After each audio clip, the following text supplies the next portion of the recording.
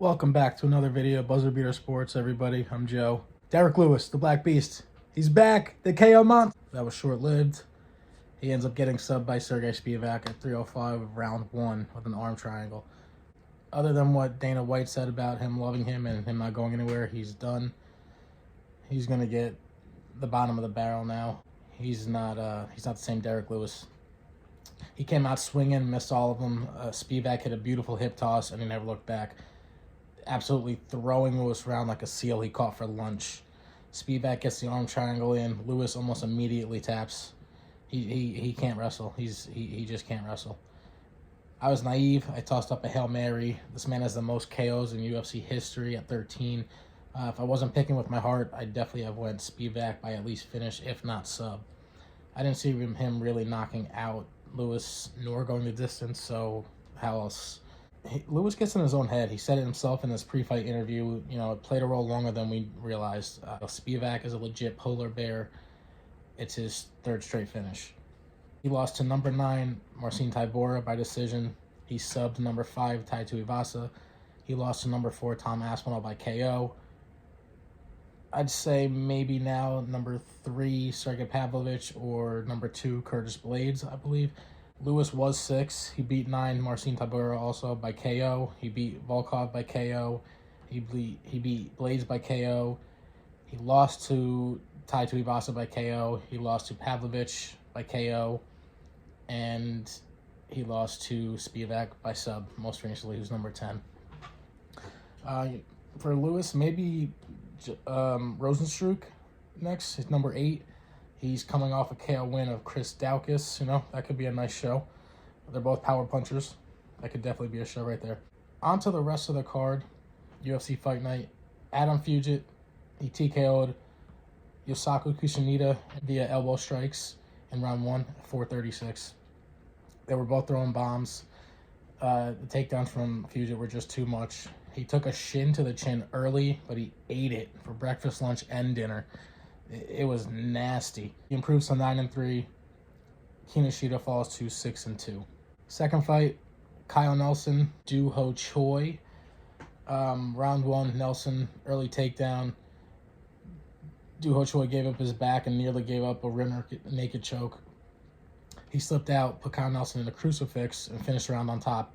Round 2, Nelson, an early punch to the head to knock back Do Ho Choi to fence. He followed with a flying knee. Didn't really do anything with it. Had a takedown attempt, which was no good. Do Ho Choi just started crushing Nelson with leg kicks, chopping away. Round 3, Nelson ate early, nasty gut shot. He went to a takedown, but didn't do anything with the control time. Do Ho Choi got up. Nelson takedown slammed him again, but again, did nothing with it. So he's getting these takedowns, but just really doing nothing with it. Just really control time, but not heavy control time where it's damaging control time. He exerted all that energy, and then Do Ho Choi ended up on top with 2 minutes left. He had a headbutt, apparently, with 1:30 left. Ended up taking a point deduction from him. Chris Tione was the referee.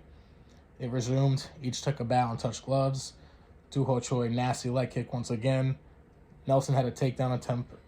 That failed. And probably would have done nothing with it again. Do Ho Choi, final 10 seconds, was throwing thunderous body shots to Nelson's ribs while Nelson had hooked onto his leg when he went in for a shot. It went on to the judges. It was 29-27 Do Ho Choi for one judge, and the 2 other judges had it 28-28 from that point deduction. So otherwise, Do Ho Choi was up 3-0 other than that. Unanimous decision. Blagoy, Ivanov, Marcin Tybura. Round 1 was back and forth hands. Blagoy has great combos and counters. He's got quick hands. Tybura is big and strong. I wasn't sure how to score the first round, but I'm going to guess 1-0 Tybura. Round 2, same thing pretty much. Blagoy is way more aggressive, a lot more pressuring to the fence. I give the round to him. Just same thing again, a lot of blubber bombs and moving meat, really, all over the place. Round 3, Tybura controlled Blagoy the entire round, really. I'm not sure if he got a takedown, but he was on top somehow, and he was just controlling him the whole time. He won by unanimous decision. Tybura is number 9. He's 24-7 now. Maybe avenged his loss to 7 Alexander Volkov, who just knocked out 8 Rosenstruik, who I said possibly could fight Derek Lewis. Might be a good fight. Or Tybura, maybe him and Tuivasa. That would be a really good fight too. Last fight, we have Devin Clark, Da-Woon Jung. Devin Clark ends up winning unanimous decision, 30-27 on 3 of the judges' scorecards. It wasn't an action-packed fight, but it was competitive. Devin Clark took a wrestling-heavy approach. He was trapping down Da-Woon Jung against the fence. Jung was pretty much just returning the favor. Not much action, though. Like I said, through 2 rounds, possibly 1-1. I thought, obviously not. Jung had a takedown on the 3rd. Not much action again, except for the last 30 seconds, where they're both kind of just swinging. Clark eats a knee and spinning back fist, and then clocks Jung. So it was pretty action. That was the most action in the last 30 seconds of the fight. Boom bombs. Clark gets a takedown with 2 seconds left. So he got a buzzer beater. There you go. One more piece of MMA. Bellator 290.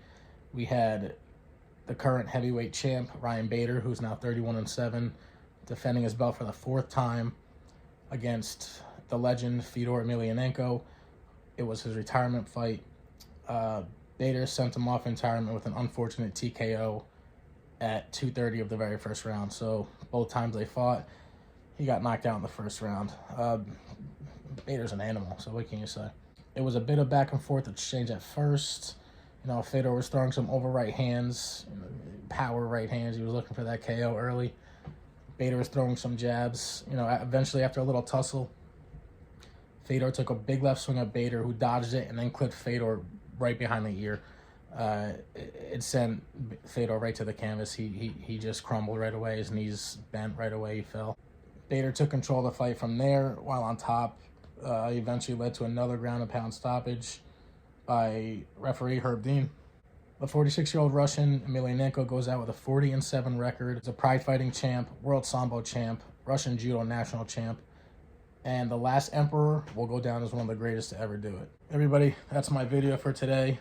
All of those fights, I did make picks for everybody, and we went 0-5 pretty much, 0-4.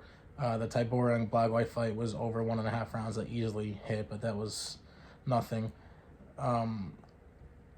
I might do another Daily Shekel play of the day tomorrow. Hockey's back. NBA's still going.